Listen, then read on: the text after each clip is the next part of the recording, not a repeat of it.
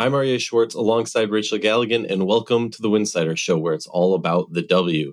There's been no shortage of WNBA topics to discuss these days, from the Fever winning the first trophy in a decade and doing it without Caitlin Clark, to mid-season trades, to player movement, and a rough skid for the New York Liberty. Let's dive right in.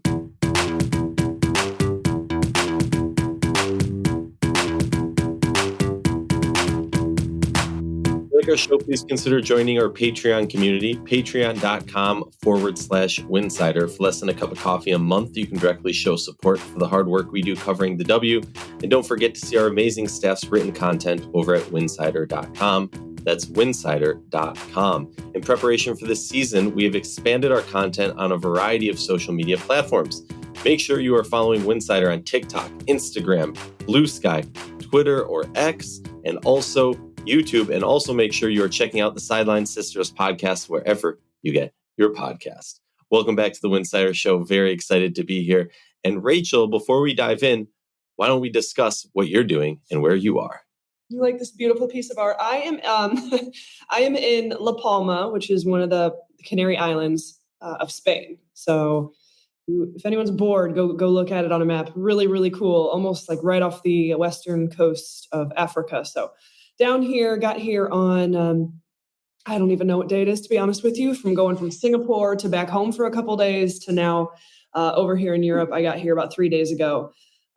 Over here for under 18A Eurobasket competition. Anybody who follows us and has been a part of our content here the last, decade, this is the time of year where I'm traveling overseas. I'm doing a lot of evaluation, a lot of scouting of future international players for the collegiate level, also, for the professional level as well. So this is my everything. And really, I just go wherever FIBA decides to host this event. So last year it was in Portugal. This year we're down in the Canary Islands. So obviously I'm not complaining about that. Today was a little bit of an off day. It's beautiful.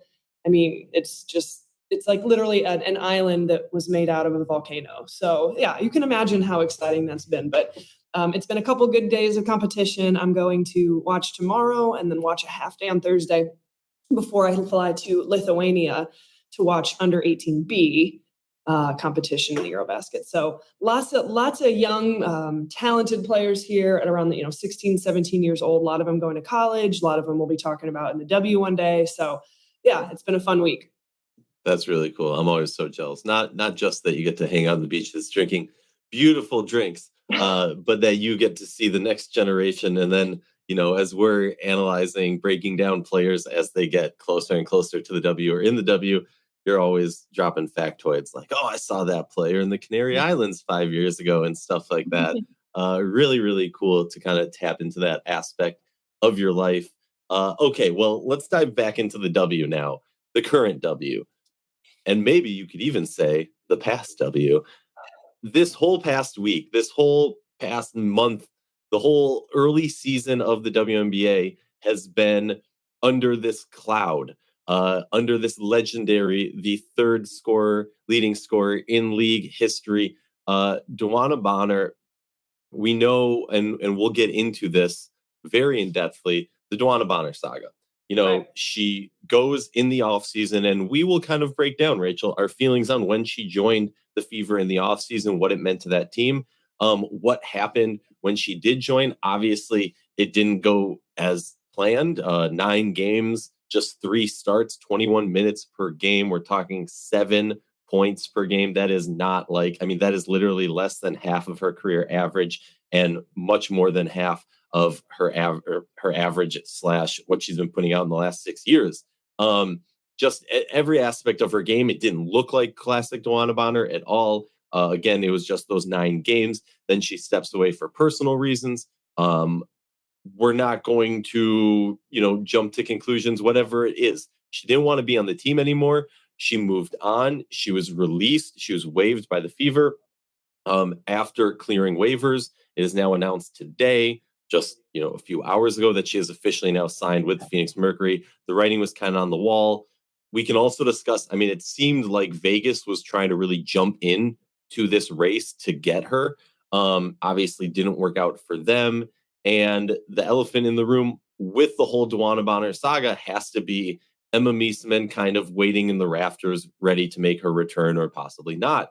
But let's kind of dive into strictly the DeWanna Bonner aspect of this. And let's bring it back to the preseason when she signs with Indiana. Do you want to lay the groundwork of this or you want me to? No, I can do it. I mean, I think go for it. Let's go back to free agency and kind of where we were at. And I have no problem sharing my thoughts with it. I mean, I think we all were under the impression that the Connecticut Sun, that was all dispersing, that they had kept that kind of group together for a few years. They made some really solid runs, obviously never really resulted into a championship. And so we just kind of knew this year that that core that we had become accustomed to seeing for so many years was going to break up. They're going to go different directions and look to explore different avenues. And so it wasn't a surprise when it inevitably happened. And the Connecticut Sun are at the bottom of the league right now, struggling to even compete, let alone be in games. That's not a surprise. So DeWanna Bonner, everyone's out here looking, exploring for agency. I think at the time there was a big contingent of people, I was one of them, that really felt like, are we going to see a return of DeWanna Bonner with the Phoenix Mercury? It was almost like, it felt like it was like this poetic, like a feeling in your gut. She's going to go back there. Alyssa Thomas is going to go there, especially after the AT signing. I felt like, okay, are they both going to end up going? And then it didn't happen. I was very surprised by that. I really felt like that was a mutual thing that made sense at the time. But when it was announced that she was signed with Indiana Fever, I was a huge proponent of that signing for the Fever. I think based on where that franchise was, a lot of change, but still, obviously trending in a better direction than what we've become accustomed to seeing from the Fever franchise. You've got Stephanie White. There's some familiarity there. And, the Fever were a relatively young and inexperienced team. Yeah, you have Kelsey Mitchell, but, she'd been with the franchise for so many years and only been in the playoffs one time. So I kind of took the approach of thinking, like, I like this. This is a great veteran, experienced move that you can bring in a player that knows what it takes to win a championship and help elevate this franchise to where it needs to go. I was a huge fan of it. Obviously, that's not exactly how things played out. And I'm surprised by it. We didn't get to see a whole lot of action with Bonner this season with the Fever. 9 games, only 3 starts, limited minutes. I felt like what we were watching, and again, I'm not getting into like the drama of it, but watching her, it just felt like, and honestly, this is a bigger picture with the Fever this year entirely, is it's just been inconsistency and question marks all season long. We have not seen this team healthy. We have not seen this team figure out their rotations. And that was even the case with DeWanna Bonner, who was in the lineup, out of the lineup, whether she was playing big minutes, limited minutes. It just feels like, Stephanie White and this team are very much, even today, without Bonner on the team, still very much trying to figure things out and lacked consistency. So obviously it didn't work out. I was one of the ones that felt like she was going to end up in Vegas. Vegas is obviously needing to make some sort of move. And we actually know from sources that was very much something that Las Vegas was trying to get done, or at least targeting. And so long story short, yeah, I mean, going to Phoenix, I think going back to my main point, I kind of felt like this was what she should have done from the start to some degree. Maybe, again, a full circle moment. We love these types of storylines throughout the course of, great players' careers. And so it's really interesting. There's a lot of elements of this to dissect and to really try to understand, but it's hard to understand when, like, it was such a limited sample size with the Indiana Fever. I don't want to sit here and say they didn't really give it a chance, but I mean, it's just I think it's always just going to be a giant question mark as to what DeWanna Bonner could have brought to that franchise, what that franchise could have done with DeWanna Bonner, maybe a missed opportunity, who knows? But nonetheless, she ended up with the Phoenix Mercury, and we love a good poetic story. Yeah, and look, it's definitely poetic. I definitely think if we're talking about the Indiana aspect of it, it is a what could have been. I think it definitely lowers the ceiling of what this team is. Not to take away from all the issues that you touched on, those are extremely big issues that I'm not necessarily looking at the roster to put blame on those issues. I'm looking higher up. I'm looking at general manager. I'm looking at head coach. There's a lot of concerns I have with Indiana, all about those things that you mentioned. And we can get into that at a different time because that's not why we're here right now. We're here to talk about Bonner. And like you said, this is poetic. She's going back to a place where she's won 2 championships, spent a large portion of her career. And it's interesting because timing, right? Like it's all about the timing. It seemed like it was so perfect for her to go back to Phoenix. It seemed like when she went to Connecticut, that was going to be a breakout experience for her career, maybe enter her into MVP discussions, finally have her as that lead player winning a championship. She's won multiple 6 Players of the Year awards. This is a player who just like, excuse my terminology, it looked like a shell of herself when she was with Indiana. And so the question I have now as we move forward with this season is the Phoenix Mercury, and we'll talk about this, have been on a tear this season. The Phoenix Mercury are in 2nd place by half a game over 3rd place over New York. They are still 4 games behind Minnesota. So not, within spitting distance, but still, this is a team that has a rhythm. They have created a system and it's working for them. And when you have that flow, when you have that organic chemistry that they have, we've seen this team struggle with not having Alyssa Thomas, not having Kalia Copper. Satu Sabli has not been there fully. There has been fluctuations of this roster. And so now, and throughout all of it, they have weathered the storm. They have looked amazing. They have been extremely, extremely impressive. There's no denying that. But now you're adding in another, I don't want to say necessarily an alpha, but you're adding in another superstar. So I understand it's more of a chemistry thing. Some people will push back and tell me, no, I'm focused on the style of play that she's going to impact. Here's my thing. They waive Musa to sign Bonner. Right. Okay. When you compare what those 2 players can do, if it's just a matter of replacing Bonner in the Musa minutes in that position, doing the exact same thing, cool. I like having Bonner more. She's a more efficient 3-point shooter. She's a more efficient just overall shooter, rebounder. She's going to produce more, and she's won. So I totally get it. I understand it. But that's still adding a new element, right? Like it might still be the same flavor or in the same position, but it's a different source of that flavor or position. And so you have to wonder, how does this impact? Now you're also bringing in, a couple. How does that impact? Sure. These players know each other for a long history before this. How's that going to impact the chemistry in the locker room? And there's so many question marks, and we'll never know the answer until they start to play. But it's definitely really, really interesting to see a team that has been going beyond expectations, Rachel, this whole season, really blowing people away. Do you view this move more so as we've gone beyond expectations, where we are inching closer to that Minnesota, New York level? This is an opportunity to add a player to put us over the top, similar to how we talk about Emma Mieseman in Minnesota or Emma Mieseman in New York? Or is this a short-sighted move? I don't know. How do you view this move in terms of the story of this Mercury team? Well, first and foremost, I want to take it back because I'm disappointed at the whole Indiana experiment, that we didn't get to see what this was supposed to be. It's not DeWanna Bonner's fault. Obviously, there's something going on around whatever. It was not what everybody was hoping it was going to be. And maybe it's a coaching thing. Maybe it's a front office thing, a rotational thing. Maybe it's deeper than that. Again, I'm not here to say what that is. I just feel like DeWanna Bonner is a 15-year veteran in this league, a 6-time All-Star, 3-time 6th Player of the Year, all defensive second team selection, 3rd on the WNBA scoring list. She's won championships. I mean, she's been an all-star.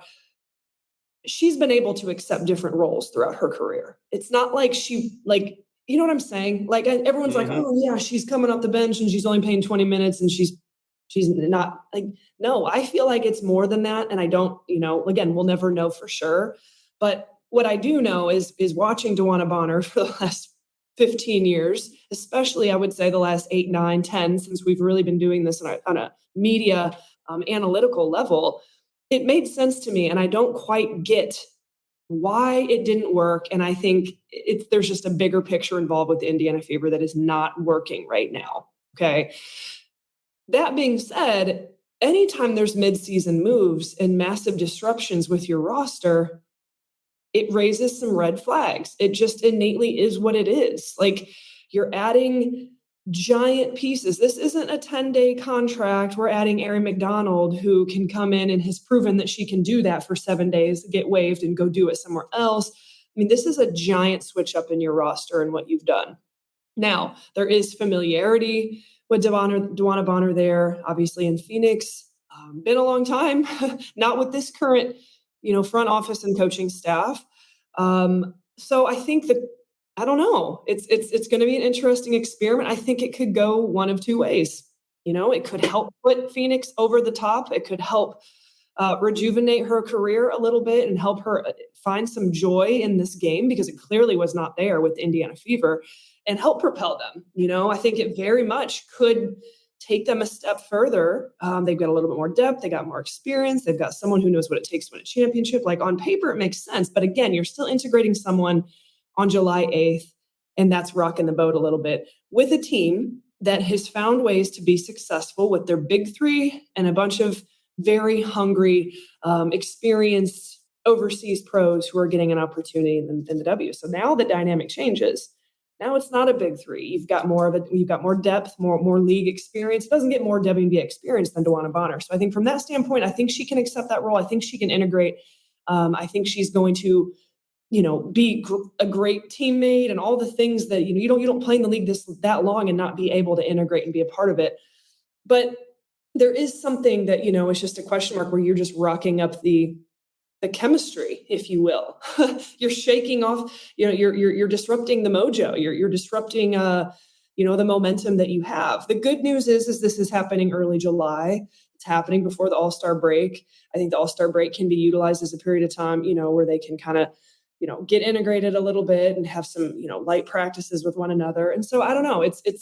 I definitely think that it is a gamble. No matter which way you spin it, it's a gamble for the Phoenix Mercury and the direction that they were trending. If they were, 5-5, 4-6, their last 10 games, and kind of flailing around like we thought they could be this season, then we're probably like, this signing is good. This can help them be better. But they haven't been. They've overachieved. And so does this move help them take that a next step forward, or does this kind of rock up that momentum that they had? To be determined. What do you think? Yeah, it's going to be really interesting. I need to see it, because which DeWanna Bonner are we going to get? Are we going to get DeWanna Bonner we've seen in 2025? Or are we going to see the DeWanna Bonner we've seen her whole career? Also, keep in mind, hasn't played since June 11th. And Rachel, you can speak to this much more than Dad Bod me can. But like, you haven't played in a month. Like, there's only one way to get in game shape, and that's running the court, playing the game. Obviously, it's DeWanna Bonner, Iron Woman, Wonder Woman. She is absurd and has done mind-blowing things time and time again. But keep that in mind also for these early games. You're adjusting to a new system. You're adjusting to a new coach.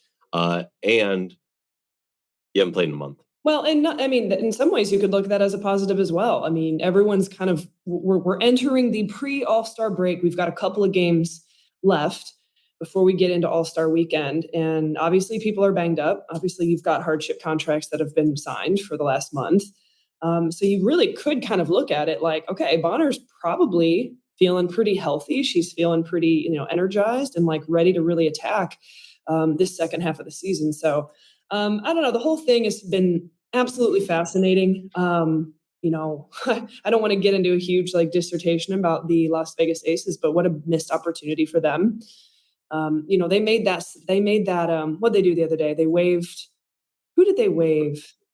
They waived Liz, they waived Tiff Mitchell, and Joyner Holmes. I thought that waiving was a sign that something big was coming, and it could have been DeWanna Bonner. Obviously, Vegas has got to make moves. They've got to do something. It's starting to get to the red button panic mode in Vegas. It'd be interesting to see how much Bonner actually entertained the Las Vegas Aces too.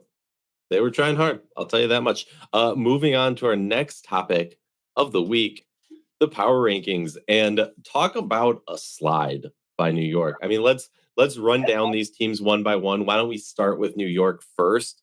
Really struggling. They get Fibich back, but they still continue to struggle. Now Cloud's banged up, questionable for their next game. They've been really missing JJ. They're 4-6 in their last 10. Just not like, let's be blunt about this. This team is struggling, and it's gotten to the point where it's beyond just we're missing one player, we're missing two players. Somebody needs to step up. You and I can agree that JJ is the engine that makes this team go. You and I can agree that she is the MVP of this team. And I saw so many people all over social media making it, JJ's greatest MVP argument or all-star argument is watching the Liberty play without her. And I get it. I totally understand where they're coming from because it's true. And this is the thing that I was kind of critical on coming into the season about the New York Liberty. I liked what they did in terms of adding some depth with some vet presence players. Cool. I like adding Natasha Cloud to this roster. It makes sense. She can facilitate to the other players. But you have to keep in mind what they lost this offseason. Losing Kayla Thornton, not having Benijah Laney active this season really impacts them in a way where they are two players who are not elite shooters, but if you allow them to get hot, they can score, they can hit it from deep, and they add size, ferocity, and just that dog mentality. Cloud can bring that dog mentality. It's great, but she is not, and we've seen this and we've talked about this for a very long time. She's one of, if not, a top 3 point guard in this league. No, I'm not here to deny that. She is not a top 3 scorer in this league. Point guards, different positions, you have your strengths. Everyone has their sliders. Natasha Cloud, throughout her recent career, we've seen when she's had more opportunities, when the team needs her to show out and score a little more, that's where she struggled. And that was my concern, is it seemed like you're recreating last year when you had Sloot, a more of a facilitate first point guard, and then the other players are the shooters. And what we saw was this team had more success when they actually replaced Sloot for more of an offensive powerhouse in Fibich at that point guard position. And obviously you play her off ball, whatever, with Saab. So for me, that's just where I'm at with New York. I'm starting to get more concerned. Obviously you bring JJ back. I think they balloon up to second place in this league, and it looks like that. Thoughts on New York, and on a scale of 1 to 10, where are you in the panic? Obviously not Vegas. Not a panic. I think for a while here, the last couple weeks, it's been like, oh, they're not healthy. Oh, they're not healthy. Oh, they're not healthy. Okay, well, now it's just Jonquel Jones, and that alone is a big statement because we know what she brings to this team on both ends of the floor. Just her presence alone, even if she's not scoring, but being on the court completely shifts the dynamic of this team. What I'm starting to question is kind of at times I've questioned New York and the makeup of some of these players and this team in general, is that edge, that chip on the shoulder, that hunger, that drive. Like when you look at their recent, let's go back all the way to, even in the last month, it's been a tougher slate. Okay. The Storm are up this year. They're competitive. They're hungry. They're clicking. They have chemistry. They are playing like a team that has something to prove. Okay. So they lose to the Storm. They're able to beat the Sparks. The Atlanta Dream are doing very well. This team is talented. We're going to talk about them here in a second. They've got something to prove. They feel like they're overlooked. They got a new coach. They're feeling good. They're energized. Okay. The Mercury team that's playing really well. They're clicking. They're hungry. They're ready to prove themselves as a serious contender in this league. The common theme here is they're losing to teams that are clicking and are hungry and have something to prove. And even without Jonquel Jones, the talent on the New York Liberty roster is still good enough to go out and beat these teams. So when you don't have Jonquel Jones and you've got, the rest of this team and rest of this makeup, there's just a lack of something. And we've talked about this ad nauseum for multiple years here with the Las Vegas Aces, but that's what I'm seeing a little bit in this stretch. And again, I do think you lose some of that identity when you don't have a Kayla Thornton, Benijah Laney, who bring that element to this team. And I don't know that I'm panicked, but I definitely have questions with the Liberty, moving forward. They're going to face the Aces tomorrow. Those are two teams that were at the pinnacle of the league.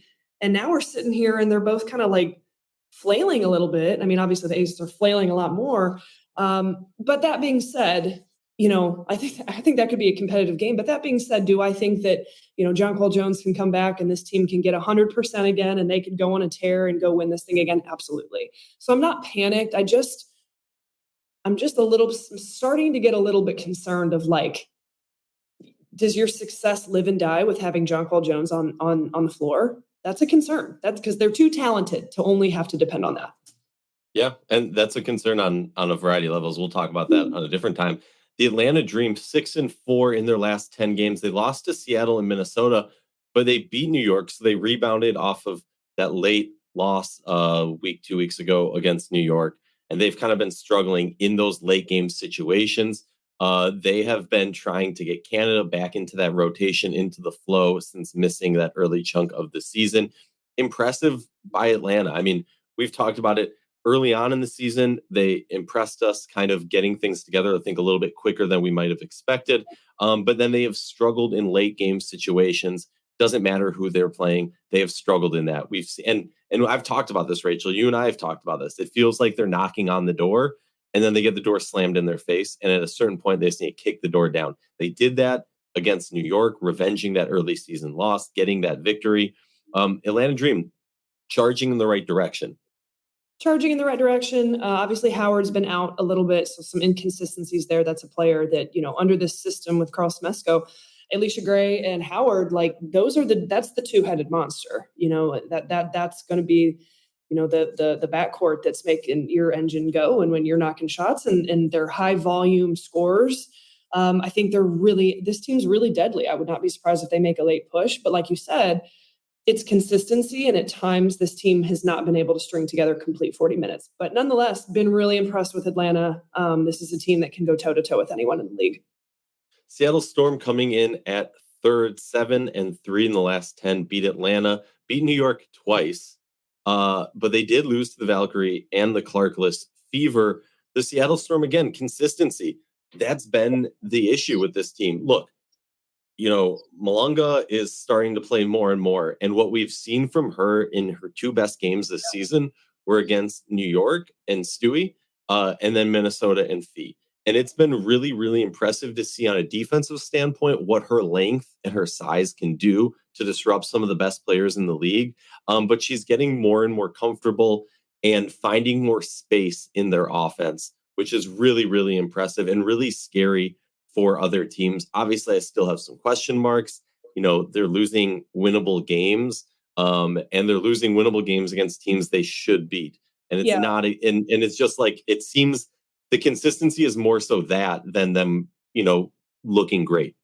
Yeah, I mean, the Golden State loss was alarming, to say the least. But I think, it's safe to say throughout the course of a season, in any level of sport, every team has that one game where it's like, oh my God. And again, this is not a knock on the Golden State. Golden State's been phenomenal. But for them to win by 30 or whatever it was, that was a little bit concerning because this Seattle Storm team should not be getting blown up by anybody. But step back from that game alone, Diggins has been phenomenal. NECA has been really good. You can tell there's great chemistry between those two. And now and then you've got Gabby Williams, who's having a career season. And so the pieces are there.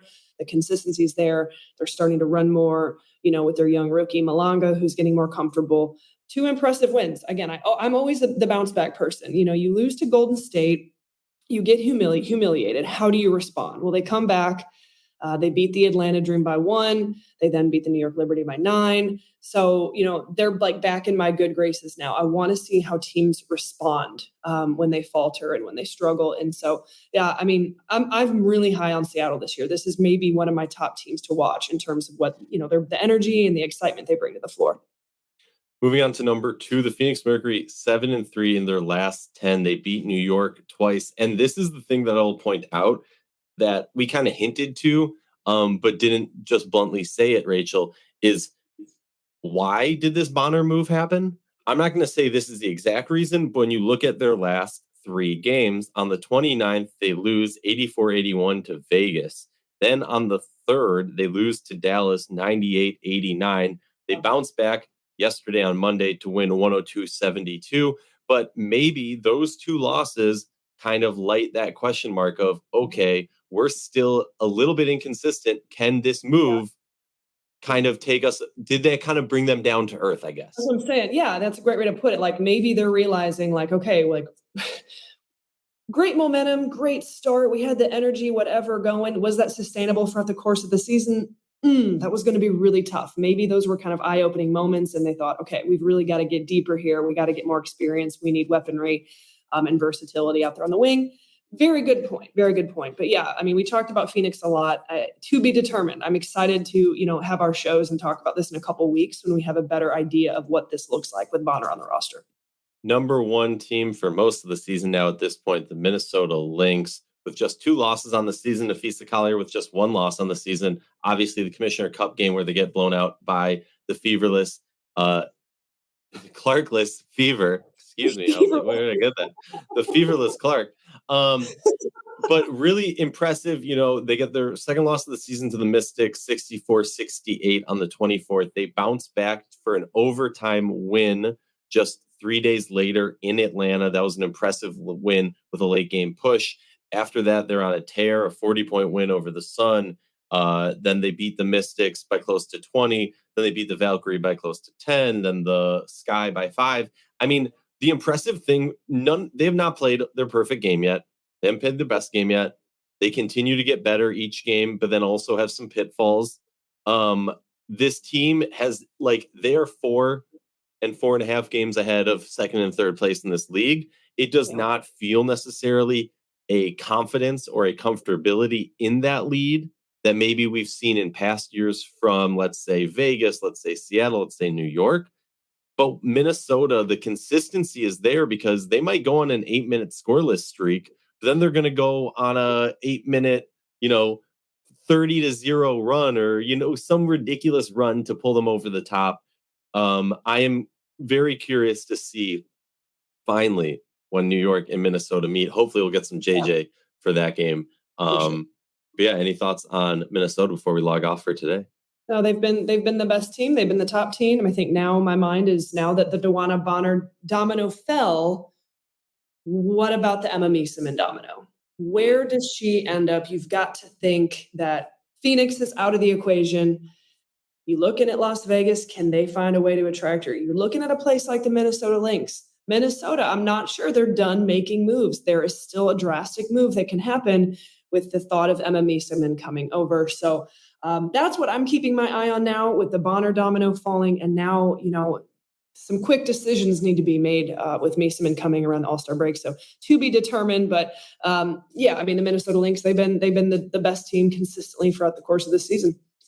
Yeah, and should be noted, Carly Samuelson goes down with that ankle injury and is out for the season. So Minnesota definitely looking for a little bit more depth. I know we're running long. Just going to read real quick the list of reserves for the WNBA All-Star Game. Sonia Citrone, Skylar Diggins, Ryan Howard, Kiki Iriafen, Kelsey Mitchell, Kelsey Plum, Angel Reese, Alyssa Thomas, Kayla Thornton, Courtney Williams, Gabby Williams, and Jackie Young. Obviously, there's lots of debates, discussions. Cheryl Reeve is mad that her team didn't get, 3 to 5 All-Stars. Other teams are mad they didn't get any. Some teams are happy they got rookies. Some teams are mad their star player didn't get it. At the end of the day, the All-Star Game will be played in just over a week. It will be exciting. It will be fun.